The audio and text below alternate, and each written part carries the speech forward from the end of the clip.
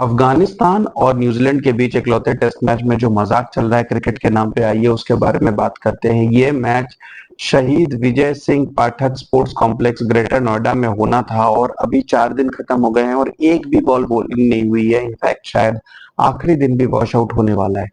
आखिरी के 2-3 दिन तो चलिए बारिश के कारण नहीं हो पाई, लेकिन जो पहले 2 दिन थे दोनों दिन बारिश नहीं हो रही थी। और पहले दूसरे दिन ही अगर आप ये कहो कि धूप निकलने के बाद भी मैच नहीं हो पाती, तो कहीं ना कहीं ब्लेम मैनेजमेंट के ऊपर जाता है। और इसमें कौन रिस्पॉन्सिबल है उसके बारे में बात करते हैं। सबसे पहले ग्राउंड कंडीशन के बारे में बात करते हैं। ये ग्राउंड एक ऐसा ग्राउंड है जिसे 2017 में बीसीसीआई ने बैन कर दिया था due to anti corruption issues. और इस ग्राउंड की मेंटेनेंस बहुत ही लो कॉस्ट रही है, क्योंकि यहाँ पर किसी भी तरीके का कोई भी कॉम्पिटिटिव क्रिकेट नहीं खेला जाता।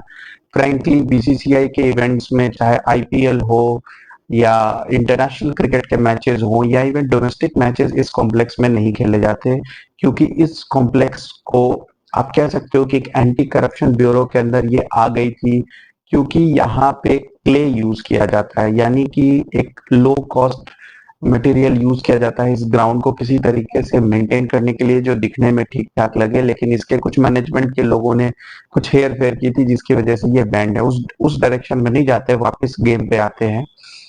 तो इस ग्राउंड को अफगानिस्तान ने जब प्रपोज किया कि उन्हें कोई ग्राउंड चाहिए, तो बीसीसीआई ने, जैसा अफगानिस्तान के मैनेजमेंट ने कहा है, कि 3 ग्राउंड ऑफर किए थे। एक बेंगलुरु, एक कानपुर और एक ये। लेकिन क्योंकि काबुल से दिल्ली की कनेक्टिविटी बेटर है और ग्रेटर नोएडा, जिनको नहीं पता, वो दिल्ली के एयरपोर्ट से विद इन 2 आवर्स आप इस स्टेडियम में पहुंच सकते हैं। तो अफगानिस्तान के मैनेजमेंट को लगा कि इट विल बी बेटर कि वो एक ही जगह आएंगे, वहीं होटल में रहेंगे, गेम खेलेंगे और वापस चले जाएंगे, क्योंकि सिर्फ इकलौता टेस्ट मैच है। हालांकि न्यूजीलैंड की प्रिपरेशन काफी ज्यादा थी, क्योंकि न्यूजीलैंड को अभी सब कॉन्टिनेंट में 6 टेस्ट मैचेस खेलने थे, इंक्लूडिंग दिस वन। इस टेस्ट मैच के बाद न्यूजीलैंड को श्रीलंका के साथ 2 टेस्ट मैच खेलने हैं और उसके बाद वो वापस इंडिया आएंगे 3 टेस्ट मैच अक्टूबर में खेलने। उसके लिए उन्होंने रंगना हेराथ, जो श्रीलंका के लेजेंडरी स्पिनर है, उनको भी हायर किया था। और उनका ऐसा मानना था कि ये Afghanistan test will give them a template कि स्पिन को कैसे खेलना है, जो वो श्रीलंका और इंडिया के खिलाफ यूज करेंगे। आपको फिर से याद दिला दूं कि ये test match world test championship cycle में इंक्लूडेड नहीं है। वर्ल्ड टेस्ट चैंपियनशिप साइकिल में हर टीम को सिर्फ 6 सीरीज खेलनी होती है, जो इंक्लूडेड होती है 3 home and 3 away.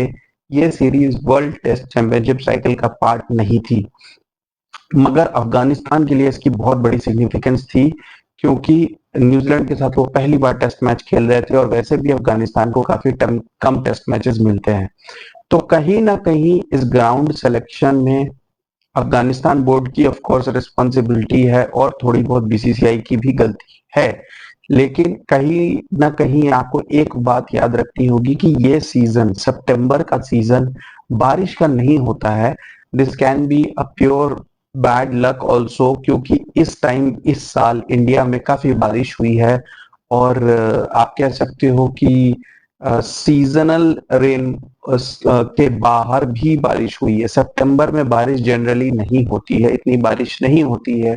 Specially Delhi area में तो बिल्कुल बहुत रेयर है कि इतनी बारिश हो, लेकिन इतनी बारिश हो रही है।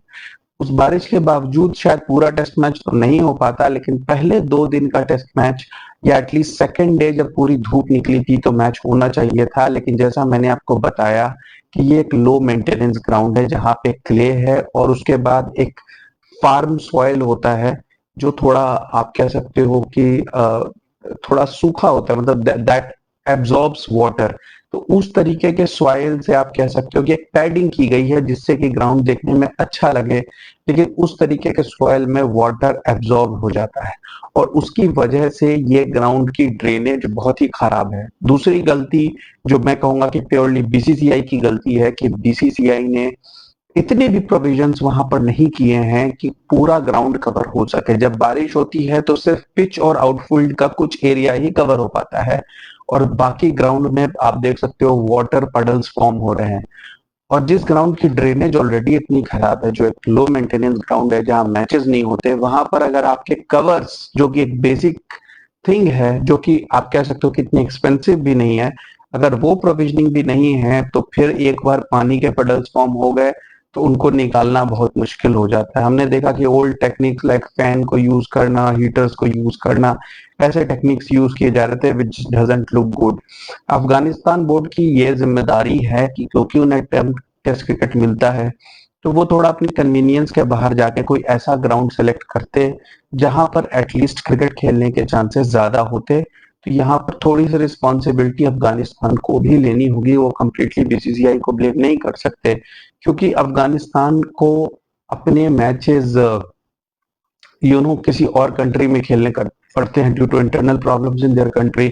तो जनरली उनके होम मैचेस यूएई में या इंडिया में होते हैं। ग्रेटर नोएडा ने इसके पहले भी अफगानिस्तान और आयरलैंड के बीच में सीरीज होस्ट की है, अफगानिस्तान जिम्बाब्वे की सीरीज भी होस्ट की है, और जनरली उसके पहले कभी प्रॉब्लम नहीं आई, इसलिए अफगानिस्तान बोर्ड भी काफी रिलैक्स था। उन्होंने ज्यादा इसके ऊपर आप कह सकते हो डिस्कशन करना सही नहीं समझा, वेदर ने थोड़ा साथ नहीं दिया, और अब एक्सपोज हो गई है उस ग्राउंड की ड्रेनेज फैसिलिटी।